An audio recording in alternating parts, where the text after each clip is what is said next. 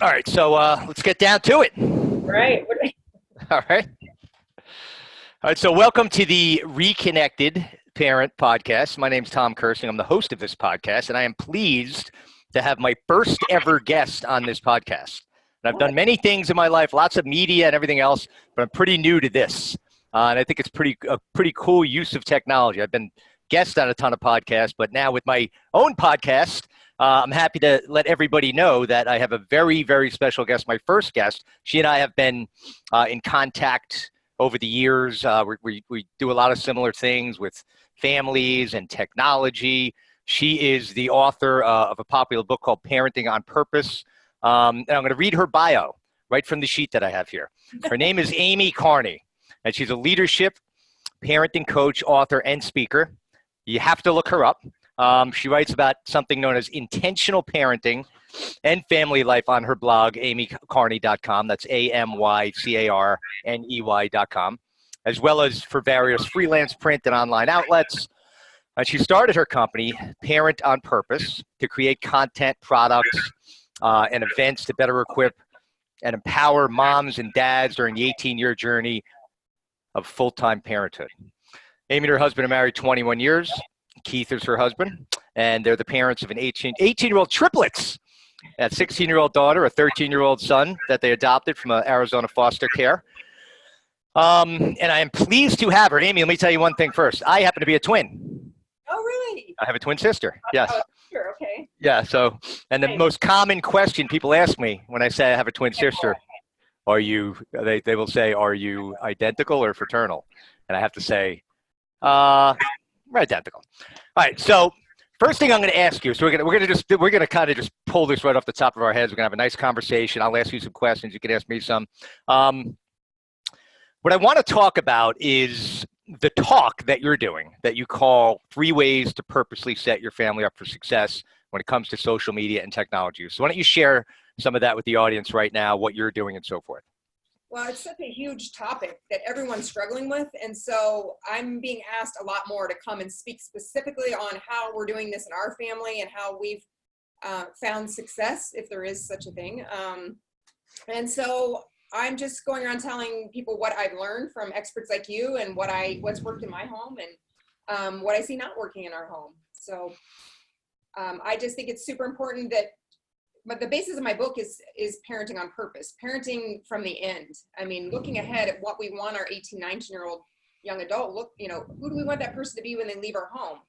Well, I don't think any of us want them addicted to technology, right? Or not being able to conversate with friends and human beings. So we got to look at the end and what do we want? What kind of, adult do we want to launch? And then we've got to back it up to where we are. And now how do we start helping our child develop the skills and the habits to become that person?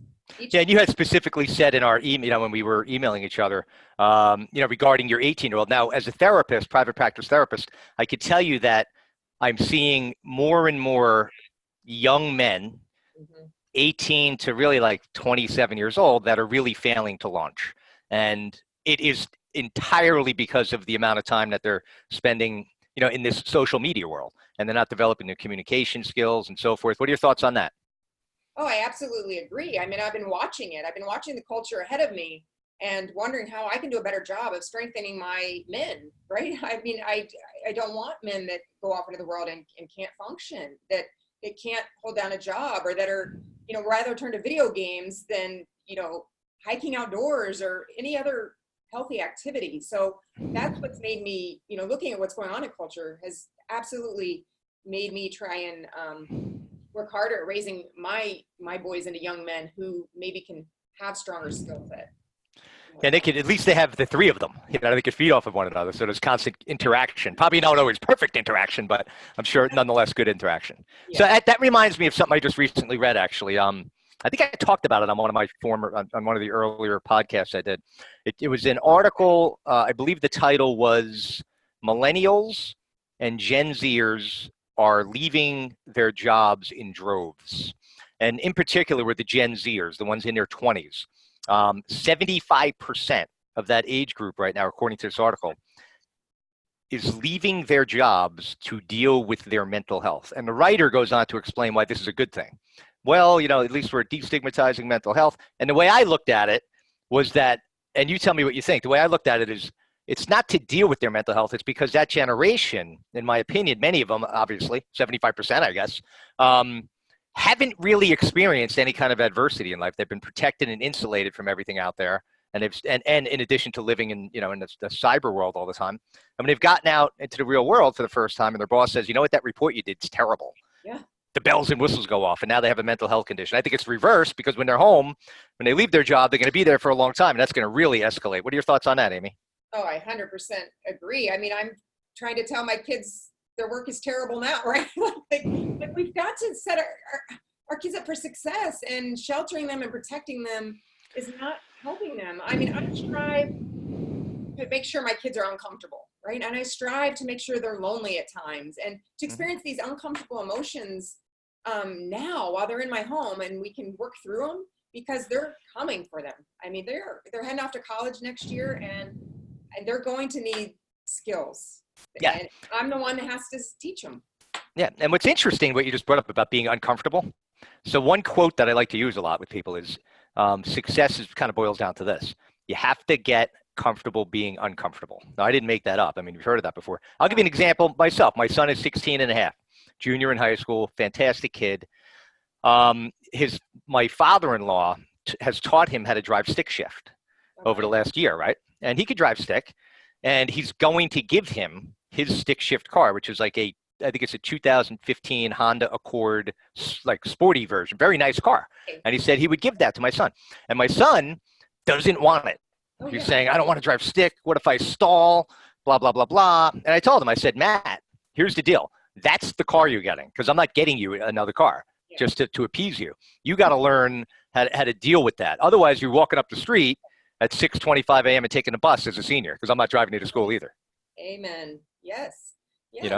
And these are some of the things like, you have another thing that you talk about is, your 3 ways to purposely set your family up for success is to create healthy daily digital habits. Why don't you explain a little bit more about that? I'm sure we're both on the same page here. It goes along with what we're talking about right now. Like, I want my kids knowing how to be with themselves. I mean, in our home and out in the world. So, I mean, you talk about, not having your phones, designating screen-free zones in your home. You have to do that. And I think we have more, no screen-free zones in our home than we do places we're allowed to use screens. So say in the morning, the kids get up and come out and have breakfast at the breakfast bar, like there's to be no screens there, like sit with yourself and think, but they're not used to that. And so what I tell people too, is sometimes they do still bring them out there. Some kids do a better job at, just naturally of being able to control themselves, and other kids don't. And so, it doesn't mean that they're still not going to try, if I'm still in bed and I come out and they're on their phone eating breakfast, but I have to treat them sometimes like toddlers. What's the rule? We don't have to, I know solitude, because I preach solitude. Like, you got to have solitude in your life. So Absolutely. You just have to. And so, we have to take the phone and put it away, but that's our job. And parenting on purpose, it's hard work. It takes effort to, Absolutely. To keep up on the rules and keep up on the habits, because they're not exactly rules. They're just, like you said, healthy habits, helping them develop a healthy way of life. And I'm on the exact same page with you. When I'm lecturing, I lecture all over. I talk about an important component. One thing I see every day when I pull into the high school where I work, where I'm actually retiring from at the end of next month, early retirement, 25 years, and focus on all my other stuff. But anyhow, even the car rides, and I think you read my book, right? Even the car rides to and from school have now been, that, believe it or not, important conversation from parent to child has now been replaced by the headsets and the phones. Yeah. But you're talking about parenting. That would be a perfect example too of parenting on purpose. And it's basically, no, you're not sitting in my car when I'm driving you to school, ignoring the dialogue we should be having here. Right. We don't allow that in the cars either. And at home, the kids aren't walking around with AirPods in their ears. This is not healthy. There's a time and a place to sit on the couch in the family room and do that, right? Because it is the world. But in our home, we want to be able to conversate and know each other and have relationship. So I think we just have to create more space and be adamant about sticking to those things, because it's healthier for our kids. It's healthier for our family. So let me ask you this question. So as somebody with three 18-year-olds, right? So they are obvious. Well, everybody, they're digital natives. We know that, but they're at that age where they have really been exposed probably to more than anybody. Um, fully immersed for many years now. So how do your eight? They're seniors in high school or they're in college? High school. Seniors. Okay, so they're seniors in high school. Okay, so how do you navigate? I know you wanted to talk a little bit about that. 18-year-olds. How can can they model behavior for their younger brothers and sisters, et cetera? So how are you handling that, having three 18-year-olds? I'm struggling. That's why I was asking you how now, I've gotten them to this point, and now it's a struggle to know where I still can place boundaries on technology for, a legal adult who's still living in my home, who thinks they know everything and thinks my rules are dumb, or, they're challenging us more than ever, obviously at this point, because they're 18 and they're going to be living our home. So I'm struggling with where we still can create boundaries for them when they're pushing limits. I mean, they still don't bring their phones into the spaces because they've grown up like this. They know, where phones are allowed. They're not allowed at dinner tables. They just don't even think to bring it because they never have. But they're more pushing the limits on more social media use, or sitting in front of the television while they're on their phone. Multitasking on two different screens makes me nuts. But I'm trying to figure out how much to still. Well, isn't it amazing though? I mean, like you and I are on the same page. We're out there. We know a lot about this stuff. We lecture, we write books and everything. And anybody listening, we still struggle with this. Yeah. I do in my household, right? You know what I mean? And I'm on top of my kids like white on rice, and there's still a struggle in the Kersting household. My kids are fantastic and they use less than obviously other kids do, but it's still a problem. Yeah. The same with you, I'm assuming, correct? Same with me. Yeah, it's for sure. Yeah, it's still a struggle, and it is more so. I listened to your one about your daughter, and I think, sometimes even with my daughter, it's more of a struggle because the girls are so social and connected on social media, and it's more of a struggle probably with my daughter than the boys. Well, it's true. Social media is girl town, and video games is boy town. Now, yeah, boys use social media, absolutely, but there's something. It seems to have a different impact, more so on girls than boys, or more girls are impacted by it than boys are. Yeah. And it's that age. That's why my daughter, who's 13, doesn't have a phone, and she's constantly, Dad, when can I get a phone? Da, da, da, da. All my friends have one. So she has an iPod, and I'll let her use FaceTime, which I think is fine, but as long as she's not doing it for hours and hours. But if she got sucked down that rabbit hole of Snapchat and Instagram and all that, that is just a look at me platform, a highlight reel where a vulnerable adolescent who's already insecure just by nature of being an adolescent is now, we're layering on top of that this highlight reel, look at me, I'm going to compare myself to everybody else, which is just really just a self-destructive application towards one's self-esteem. It is. Yeah, so I think it's just the struggle of knowing as they get older each year, giving them more freedoms if they're responsible, with their lives, and giving them more and more freedom. But now I'm at the point where they almost have full freedom at 18 and a half years old, but they're still living in my home. So that's the struggle that where we're at. Yeah, and that's the truth. Like, one thing, the idea that they're adults and they're 18, you just hit the nail on the head, but it's your home. You know what I mean? Your home, your rules. Now, what are their plans after they graduate high school? Are they going to college or working or? Well, they're all working now, but the two of them are head to college, and one is going to play junior hockey and then play college from there. So, yeah, but I get nervous thinking, of them going off and having this full reign, but I've tried to give them the best opportunity. You can only do what you can do. I got a call actually this past week. This is a kid I had seen on and off at my private practice last year and the year before through high school.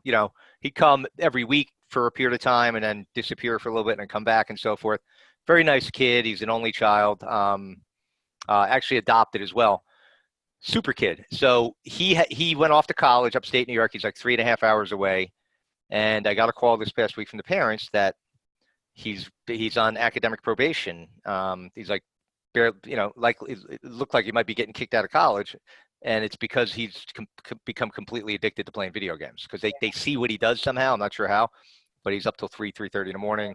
So anybody listening, if you have a kid that's going off to college, Send them to college without the Xbox, Oh, please. yeah. I already got rid of that out of my home a couple years ago, just because we just saw it wasn't healthy. It was, becoming one of my sons. The first thing he would do, he would, come home and go right to that. I think that's the thing is knowing if it's like their priority or it's something that they can handle in a healthy way. And so I'll tell you another trend that I've been seeing, working, as a high school counselor and so forth, and private practice stuff is, I'll ask high school kids all the time that trust me, that come down to my office. I'll say, listen, be honest with me. It's not going to leave this room. What time do you go to sleep at night? And I'm not exaggerating when I say this. Almost all of them, if I had to put a number, I'd say 9 out of 10 tell me they go to bed somewhere between midnight and 3 a.m. every night of the school week. Wow. Yeah. Mm-hmm. That's terrible. Yeah. And it's because the phones are going into the bedrooms with them. And, the parents think that they're going in there and going to sleep, but they're not. So it's just causing, a sleep-deprived kid is an anxious kid. In and of itself. Forget about everything else. Yeah. No, I'm huge on sleep. I mean, I think that's one of the healthiest things we can do is make sure we all get good sleep. And none of us should be having our phones next to us in the bedroom. So absolutely. So why don't you tell us a little bit about your book, Parenting on Purpose? Well, my book came out in January, and it's broken down into 3 parts. So I talk about how you need to lead on purpose, which is kind of what we're talking about, leading our kids, whether they're makes them happy or not. Then it's about love on purpose, which is setting up our family culture. And then I talk about launch on purpose and setting them up for success when they leave our home. So, and it's all based on, in 2014, my husband and I quit our jobs, pulled our kids out of school, and RV'd around the entire U.S., figuring out how we could, what we wanted out of our family. And we were so caught up in culture and performance and achievement, and we're disconnected. And we wanted to figure out how to better live in this crazy culture that we live in. It's pretty amazing, by the way. How was that? It was 5 years ago. We were on the road right now. It was awesome. We are not campers. Had never camped a day in our lives. So it was pretty crazy. 6 of us up in an RV at the time. But it was. Thanks for the invite. Yeah, you could, no one else could fit in there. That sounds appealing to me, man. I'm telling you. I know. So it was really, really, really cool. But how long did you do that for when you 7 the months. RV? 7 months. Wow. 7 months. And what about the kid? Would you like home or camper school them? I more unschooled them. Yeah. I don't know what I already felt like they were going into 6th and 7th grade, and I already felt they were felt so much pressure and stuff by the academics that we wanted to pull out of that for a little bit and just say there's more to life than that. I mean, we're all about excellence in education, but there's more to life than that. And we wanted them to see that and relax a little. And we knew that was kind of the last years we could do that. And then we put them back in school for 7th and 8th. I love that. That's fantastic. Yeah, but it's interesting because that reminds me of something too. Like, with teenagers, in wherever, depending on where you live, everything, it's same here where I am. It's like high pressure and all this other stuff. And if I ask kids to fill in the blanks, I'll say this, all right? You're going to like this. I'll say, you need to do well in school so that you can get into a good college. You need to get into a good college so that you can get a good job. Yeah. You need to get a good job so that you can make a lot of money. And you need to make a lot of money and have a good job so that you can be happy, right? That's literally what the training in their mind. And I tell them this, after I go through that, I'll say, guess what? It's the reverse. You need to be happy so that you can do well in school, so that you can go to the college that's right for you, so that you can find the job that's appropriate for you and make a living and do well at it. But I think we've really twisted it in our society for our kids in a very superficial way, where they're not really, nothing in the outside world could fill our inside world. And I think it sounds very similar to your whole, excursion with the RV. I'm sure you probably discovered a lot of that. Oh yeah, definitely. Like you said, it's just reframing it. And then when we got back from that trip, we decided too that we wanted to start sending our kids off to sleepaway summer camp, which I think is a huge part too of having them be in this camp where they're uncomfortable, where they know no one, where there's no technology, and they can just be kids, teenagers. And that's been an awesome thing. And I highly recommend people that are able to do that or have camp near them to do that. So that's a lot of we're out here in my way. A lot of kids go to sleepaway camp for 7 weeks. Yes, okay. And a lot of them. And when I speak to them, they tell, honest to God, I'll say, what was the best part about sleepaway camp? And you know what the answer is? You know, No technology. right? Not having their phone. Yeah. Because for most of them, before they go to camp, and I'm sure a lot of parents, it's like, oh my God, what am I going to do without myself? But then they discover, you know, the true human element, the true human connection, Yeah. emotionally with peers and so forth. And those are the kinds of things that we are wired for, that we are supposed to obtain and be part of, and that we actually crave and don't even know it. So these kids were craving something they weren't aware of. So I think that's fantastic. Yeah. So that's worked really well. I mean, I think it's sad that we're in a culture today that we have to think like that, I have to send my kids off to summer camp now to learn some of these skills, but yeah, I know. It's okay. I mean, if that's what works for us, then that's what yeah, we it's do. different. I mean, it's not like, you know, my generation, we're probably similar generation, was just basically during the summers, we were out of the house all day. Right. Nothing was planned. It was all my neighbors were still best friends to this day. And we were just outside until my mom yelled out the front door to come home for dinner. Exactly. And, it was boring. Can you imagine? It was boring, right? We had to find our own fun. And now, that's the creative element. Boredom is the miracle grow for our creative element, our mind, our emotions, without a doubt. Right. Yeah. But are we brave enough to create boring environments for our kids today? Right. Parents aren't. You know. No, I know. That's going to be the topic of the next podcast I do. Is and what's something that people don't realize is our children today, younger kids, have never been bored. Not even just any kid for that matter, hasn't ever been bored. Yeah. Think about that. And boredom, you know, when you're sitting here trying to figure things out, is how you get to figure out who lies deep within you know, your body and so forth, which is so important. The you know, the inside out nature of what we're supposed to be, but our kids are living from the outside in. Exactly. So we've got to work harder at that and know it's for a purpose, right? And allowing our kids to be bored. And we want our kids happy today, and we don't like it if the kids aren't happy. And that's so I got another question for you. Okay. I'm sorry to interrupt you.